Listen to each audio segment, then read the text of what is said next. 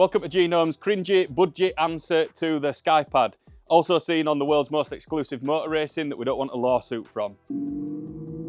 So, on the left here we have Mr. Ryan Lindsay, a real racing driver, versus myself, a somewhat wannabe racing driver, in my GT4 manual club sport at Donington GP. Now, first thing I must say is Ryan had never driven this car before, and I've driven it obviously loads.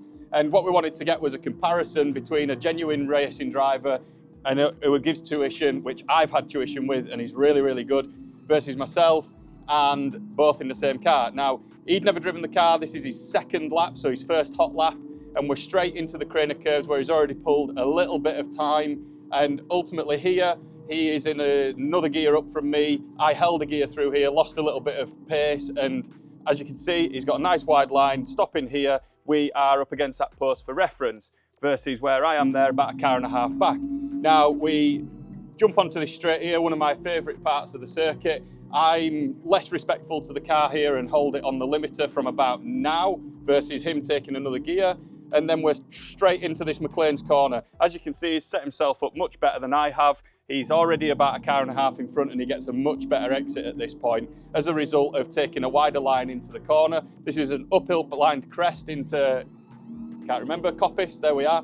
Again, he takes a nice wide line, gives himself plenty of run out onto this outside apex, whereas I took that a little bit too tight and cost myself a little bit more time. Now, coming down into the S's, I've not driven this circuit much, but I was quite confident on the brakes here because it's my car. And at this point, again, I've caught back up a little bit and I'm probably about a car length behind. Now, bear in mind that Ryan doesn't want to clip one of those tyres with my car, but I'm a little less concerned about that. So guess that's probably a reason why I've caught up a bit. This is where I lose lots and lots of time. So straight into Melbourne Airport. If you listen now, little squirm from me, that to get off the power, got back on the power, and by this point, I'd lost about 2 car lengths, so I'm quite far back. You can't even see that apex at this point. As we come into the Goddards, which I've never done before until this time, I got a really good tight line into here and got on the power nice and early. Did manage to recover some of that time, but not much.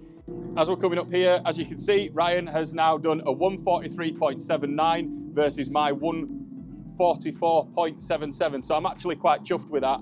Only a second behind, but given that Ryan's never driven the car before, again, it's a little tongue-in-cheek is this. I dare say that if we were to put Ryan in the car for half a day and I gave him an open checkbook and said, don't worry if you put it in the pit wall, I'm pretty confident he would smash that time. In the same way as after sitting with Ryan and spending some time having tuition with him, I was definitely quicker in the afternoon. I just never got the opportunity to piece a lap together.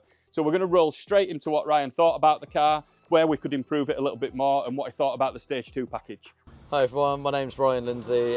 Been racing for 26 years through karting, GT cars, single-seaters, sports prototypes. But yeah, Nick kindly let me have a go in this GT4 now, around Donington.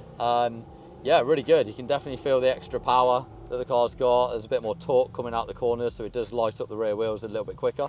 But yeah, you can definitely feel it pulling a lot harder. We're keeping up with some GT3s out there, so that was good fun. Yeah, I think balance-wise through the corners, obviously this has got a bit of a setup on it as well, but feels like we probably need to look at a little bit on the spring rates potentially. The car bounces just a little bit once you get it loaded up, especially if you clip a curb, it kind of bounces back up quickly. So maybe look at damper settings or spring rates. But yeah, the car feels really nice. It's really well balanced, really predictable as well. But I think just to get that bit more out of it, just want to look at that bouncing through the corners.